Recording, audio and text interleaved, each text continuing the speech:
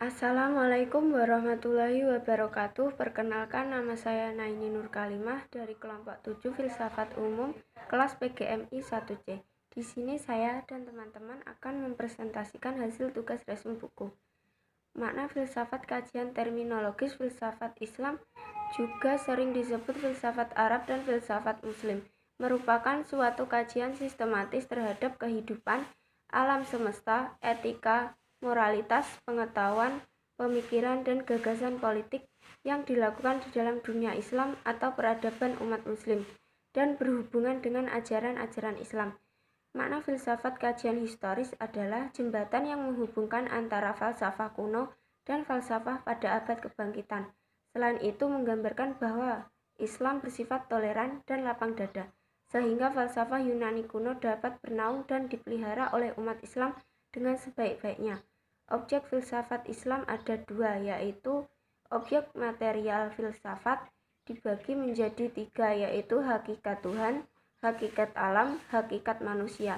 Objek forma filsafat ialah usaha mencari keterangan secara radikal sedalam-dalamnya sampai ke akarnya tentang objek materi filsafat. Hubungan filsafat Islam dengan filsafat Yunani. Kajian historis dilihat dari aspek sejarah kelahiran ilmu filsafat Islam, dilatar belakangi oleh adanya usaha penerjemah naskah dan ilmu filsafat ke dalam bahasa Arab yang telah dilakukan sejak masa klasik Islam.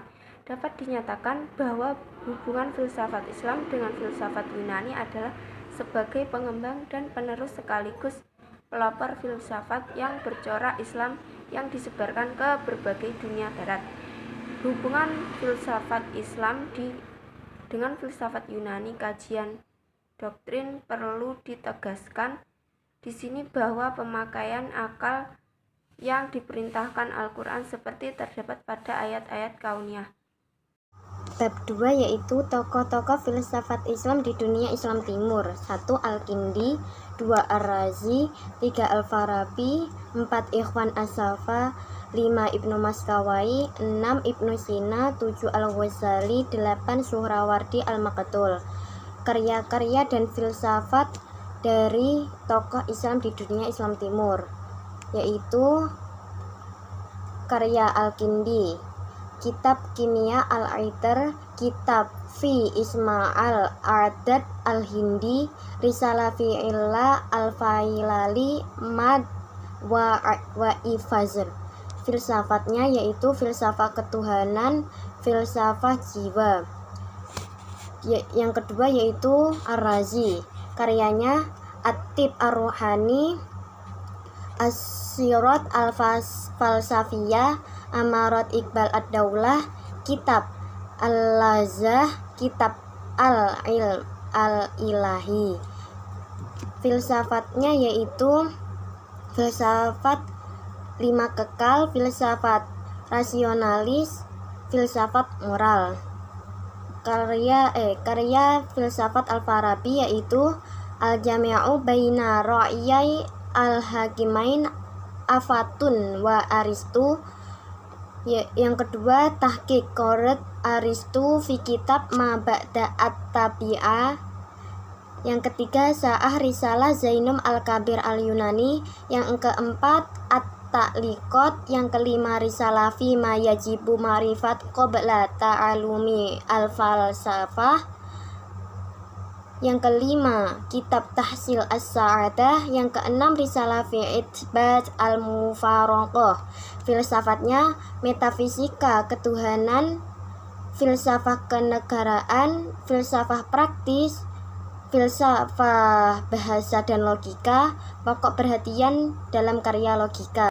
Yang ketiga yaitu Ikhwan As-Safa. Karya-karyanya buku berisi tentang ilmu matematis dan kealaman yang telah dibangun oleh orang yang bijak dan orang filsuf. 2. Kitab-kitab wahyu seperti Taurat, Injil, dan Al-Quran, dan lembaran-lembaran catatan penerjemah. Filsafatnya filsafat alam, filsafat dan angka, manusia dan jiwa.